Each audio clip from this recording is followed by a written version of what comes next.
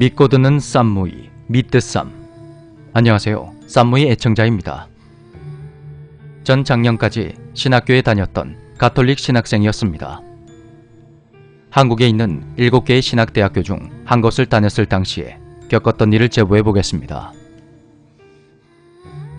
때는 2006년. 전 고등학교를 졸업하자마자 신학교에 입학을 했습니다. 사실 저는 어릴 때부터 영적인 것에 관심이 많았습니다. 흉가도 많이 다녀보고 오컬트 쪽을 탐닉했던 그 버릇은 신학교에 와서도 쉽사리 고쳐지가 않더군요. 어느 날 선배에게 제가 이러한 것에 관심이 많다는 말을 했는데, 그때 선배가 어떤 방에 대한 이야기를 들려주었습니다. 그 학교에 무려 10년 동안 잠궈놓고 쓰지 않는 방이 있는데, 과거의 선배들이 그 방을 쓰기만 하면 거품을 물고 기절했다는 겁니다. 심한 환청과 가위 눌림 때문에 교수 신부님들이 별의별 방법을 다 써봤지만 상황이 나아지지 않아서 결국 그 방을 폐쇄해버렸다고 하더군요. 전 당연히 저를 겁주려는 선배의 거짓말인 줄 알았습니다. 시간이 흘러 전 2학년까지 마친 후에 군대를 다녀와서 3학년으로 복학을 했습니다.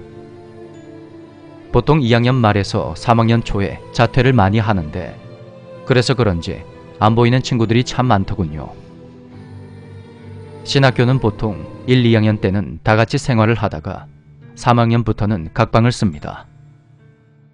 전 혼자 방을 쓴다는 생각에 그저 들떠 있었죠. 그러던 어느 날, 자정이 넘도록 공부를 하다가 침대에 누웠는데 가위에 심하게 눌렸습니다. 요즘 공부를 너무 열심히 해서 그런가 보다 하고 넘겨버렸죠. 그런데 그 다음날 밤에 또다시 가위에 눌린 겁니다. 하나님을 믿는 신학생이라도 나약한 인간인지라 너무 무서웠습니다. 방 구석구석에 성수를 뿌려두니 한결 나아진 듯 했지만 그것도 오래가지 않았죠. 며칠 후 또다시 가위에 눌렸습니다. 그런데 그 전과는 느낌이 상당히 달랐습니다. 몸이 굳은 상태로 침대에 누워있는데 활짝 열린 제 방문 사이로 복도가 보였습니다. 너무 무서워서 방문 쪽을 쳐다볼 수가 없더군요. 그런데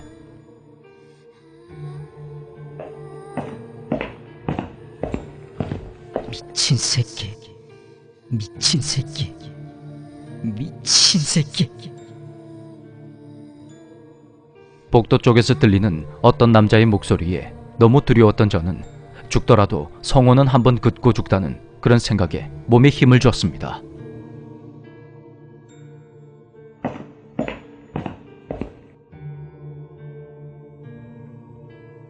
팔을 겨우 움직여서 오른손을 이마에 올리려는 순간 검은 형체가 방문 앞을 막아섰고 저에게 천천히 다가왔습니다.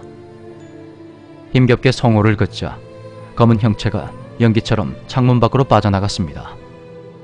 순간 가위가 풀린 저는 곧바로 기절하듯 잠이 들었습니다. 다음날 눈을 떠보니 아침 9시가 다 되어 있었죠. 신학교에서는 3번 지각을 하면 퇴학입니다. 그날 저는 아침 기도와 미사에도 가지 못한 채 지각을 해버렸고 신부님께 면담실로 불려가서 혼쭐이 났더랬죠. 하지만 거기서 끝이 아니었습니다. 그 후로도 한동안 가위에 시달린 저는 깊은 고민에 빠졌습니다. 신을 믿는다는 사람이 단지 귀신 때문에 이런다는 게 너무나도 한심해 보이더군요. 어느 날 같은 학년 동기 한 명과 함께 다음날 있을 미사 준비를 하고 있었습니다. 밤 8시 이후에는 대침묵 시간으로서 다음날 아침 식사 전까진 절대로 말을 해선 안 됩니다. 하지만 다음날 미사 준비를 하는 학생들은 예외였죠. 미사 준비를 하는 두 학생은 저녁 8시 이후 성당으로 가서 마음껏 수다를 떠는데 그 상황이 그렇게도 재밌었습니다. 그런 소소한 재미가 엄격한 신학교 생활을 버티게 해주는 낙이었죠. 그런데 동기와 이런저런 이야기를 하고 있던 그때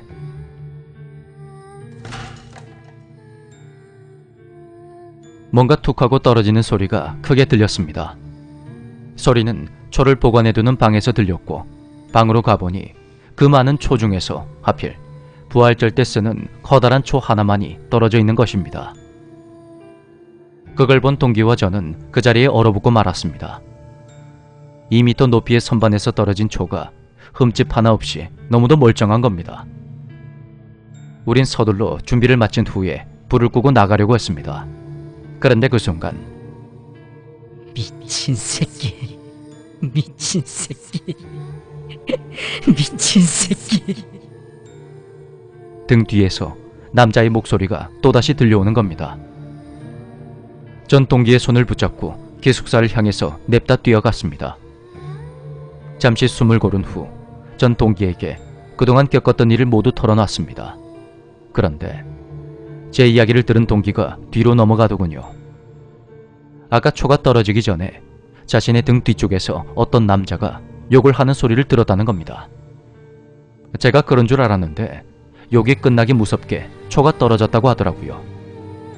순간 온몸에 소름이 쫙 돋았습니다. 그 후로 가끔씩 혼자 미사를 준비할 때면 묵주와 묵주 반지, 팔찌, 십자가 목걸이와 성수병까지 완전 무장을 하고 성당으로 갔습니다. 신이 계시는 성당의 귀신이라니 뭔가 한참 잘못되었다는 생각이 들더군요. 오랜 고민 끝에 전 결국 영성 담당 신부님께 면담 요청을 냈습니다. 그분은 수도회 소속의 신부님이셨는데 누가 보아도 신앙심이 무척 깊으신 분이었습니다. 신부님과 마주 앉은 저는 제 속에 있는 것들을 모두 털어놨습니다. 그런데 제 이야기를 들으신 신부님께서 허허 웃으시더군요.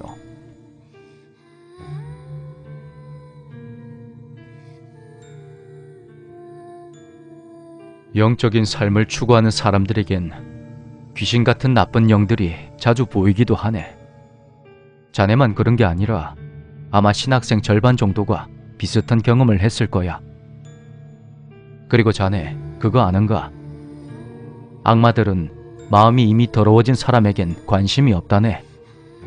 그런 사람들은 대부분 악마도 신도 모두 부정하거든. 악마는 마음을 항상 깨끗하게 유지하고자 하는 그런 선한 삶을 살고자 하는 그런 사람들을 유혹한다네. 그런 신부님의 말씀에 혼란스러웠던 저는 멍해졌습니다. 그런데 신부님께서 저를 빤히 보시더니 방이 몇 호냐고 물으시더군요. 제 대답을 들으신 신부님은 크게 놀라시며 학장 신부의 허락을 받아줄 테니까 당장 다른 방으로 옮기라고 하셨습니다. 알고 보니 제가 군에 입대했을 때 다른 교구의 입학생들이 몰리면서 방이 모자랐다고 하더군요. 그래서 10여 년간 잠겨있던 그 방을 개방했던 것입니다. 모두 괜찮을 거라 생각을 했는데 제가 그 방을 쓴 이후로 예전과 똑같은 상황이 벌어졌던 거죠.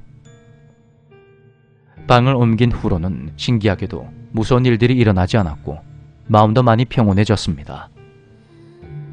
그렇게 그 방은 또다시 창고가 돼버렸고 전 공부와 기도에 매달려서 부재 서품까지 받았지만 결국 신학교를 나오고 말았습니다. 그 후로 20대 후반 나이에 시작한 사회생활은 정말 만만치가 않았습니다. 사실 아주 가끔은 후회가 되기도 하죠.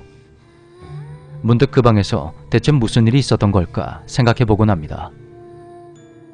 신학교를 나온 후 제 삶에도 큰 변화가 생겼습니다.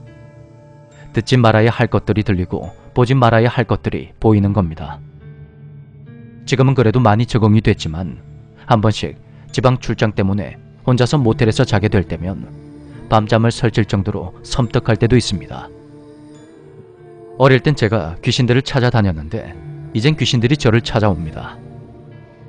한 번씩 심적으로 힘들 때면 신학교와 신부님 생각이 간절해지곤 합니다. 신부가 아니라 무당이 되어야 하는 걸까요? 저의 긴 이야기 들어주셔서 감사합니다.